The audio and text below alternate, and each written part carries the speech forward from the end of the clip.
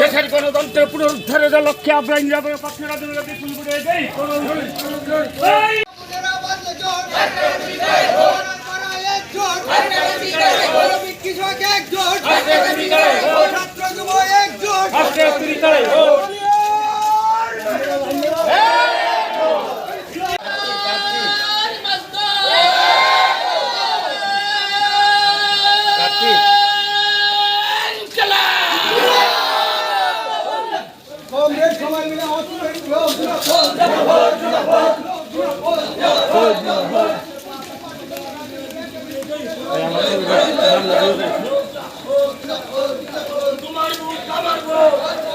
পূর্ব Tripura India মঞ্চের মনোনীত এবং সংগ্রামী সভাপতি মন্ডলীর সম্মানিত সদস্যগণ,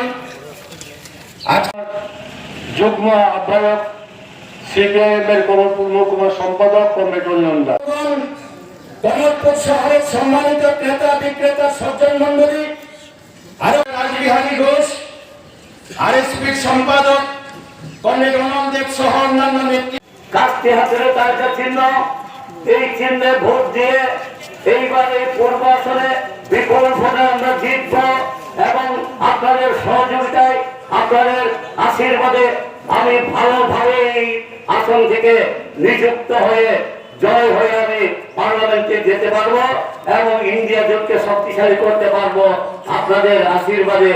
এই আপনাদের কাছে আশীর্বাদ চেয়ে আবেদন নিবেদন আপনাদের কাছে রেখে সবাইকে আবারও আমার করছেন ত্রিপুরা সাগরের জন্য greater Tripura land constitutional solution বলছিলেন থানসা ত্রিপুরা থানসা, আপনারা বলছিলেন নো কম্প্রোমাইজ, বলা হয়েছিল ইন্টারলোকেটর পয়লা জাতীয় লোক পার্টি। এইভাবে বলার পর এখন বিজেপির সঙ্গে মিশে গেলে নানা রাস্তা চলে গেল অদ্যপুরে। তাই ত্রিপুরা মোথার যারা করছেন আপনারা নিজের বিবেককেও প্রশ্ন করুন, কিভাবে আপনারা ওই পদ্মফুলের চিহ্নে ভোট দিতে পারেন? নিশ্চয় পারেন না। যে দলের পুলিশ এই ত্রিপুরা মোথা দল করবার আগে পুলিশের গুলি চালিয়ে খুন করা হয়েছিল মাধব বাড়িতে, সেখান থেকেই তো ত্রিপুরা মোথা দল। এই দলের জন্ম, কিভাবে আপনারা ওই চিহ্নে ভোট দেবেন? নিশ্চয় বিচার বিবেচনা করবেন। এই আবেদন নিবেদন আপনাদের কাছে রাখবেন। সঙ্গে কোন সম্পর্ক নেই, কোন রাজনৈতিক দল করেছেন জানা নেই এই ত্রিপুরার মানুষের। এই ভদ্র মহিলা কোন রাস্তায় গেলে কমলপুর গিয়ে পৌঁছবে তা জানেন না। উনি বিজেপি কেন না কংগ্রেস না ত্রিপুরা মোথা দলের কোন রাস্তায় হেঁটে সংগ্রাম লড়াই করেছেন এই কমলপুরের উন্নয়নের জন্য, কবে এখানে মিছিল করেছেন, আন্দোলন করেছেন, কেউ জানেন না। কিভাবে কমলপুর বাসীরা ভোট দেবেন? সুতরাং আমার বিনীত নিবেদন থাকবে, আবেদন থাকবে, আপনারা একটু বিচার বিশ্লেষণ করবেন। আমাদের হাতে আরো 8-9 দিন সময় আছে। এই সময়ের মধ্যে আপনারা নিজেরা চিন্তা করুন, বন্ধু বান্ধব আমার পরিবারের লোকদের সঙ্গে আপনারা এইভাবে চিন্তা ভাবনা আলোচনা করে আমি সর্বশেষে আবারও আপনাদের কাছে আবেদন রাখবো থাকবে। বন্ধুগণ, আপনারা ঠিক আছে ন্যাশনাল পার্টি করছেন, বিজেপি দল করুন, কোন আপত্তি নেই, সমর্থন করুন, ঠিক আছে। কিন্তু যেই দলের সঙ্গে প্রতিদিন ঝগড়া, মারামারি, হুমকি দেওয়া, পার্টি অফিস দখল করা, আগুন দেওয়া, ভাঙচুর করা, ওই দলের প্রার্থী হয়েছে। সেই ছত্তিশগড় থেকে ওই তীব্রামথা দলের সুপ্রিমো অনেক কথা বলেছিলেন, আপনারা মোবাইলে দেখেছেন।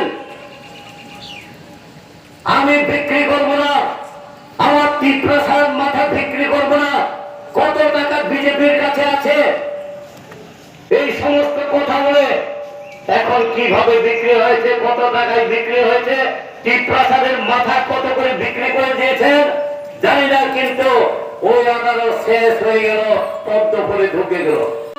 ওই তীব্রামথা দলের সুপ্রিমো অনেক কথা বলেছিলেন, আপনারা মোবাইলে দেখেছেন।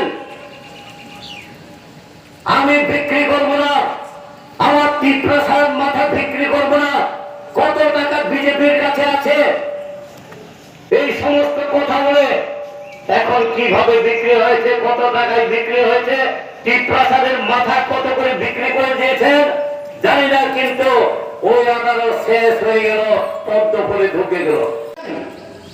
আগামী 19 এপ্রিল থেকে 1 জুন 7 দফায় ভারতবর্ষের অষ্টাদশ লোকসভা নির্বাচন। এই নির্বাচন অন্য 17টা নির্বাচনের মতো না। এই নির্বাচন দেশ বাঁচানোর সংগ্রাম, দেশকে রক্ষা করতে হবে, দেশের মানুষকে রক্ষা করতে হবে। তাই দেশের মানুষের আকাঙ্ক্ষাকে পূরণ করবার জন্য দেশের বিরোধী দলগুলি যারা ধর্মনিরপেক্ষ, যারা গণতান্ত্রিক, তারা ঐক্যবদ্ধ হয়ে ইন্ডিয়া মঞ্চ, ইন্ডিয়া ব্লক গঠন করেছেন। সকলেই বিভিন্ন মিডিয়ার মাধ্যমে জানতে পারছি, যত দিন যাচ্ছে ইন্ডিয়া মঞ্চ এগিয়ে যাচ্ছে, ইন্ডিয়া মঞ্চ গতি তৈরি করছে, এই দিন আরো এগোবে।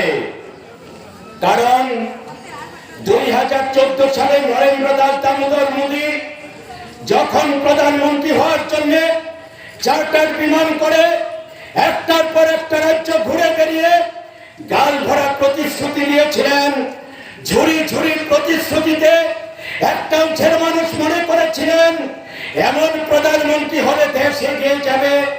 মাত্র 31% ভোটে নরেন্দ্র দাস দামোদর মোদী ক্ষমতায় প্রতিষ্ঠিত হয়।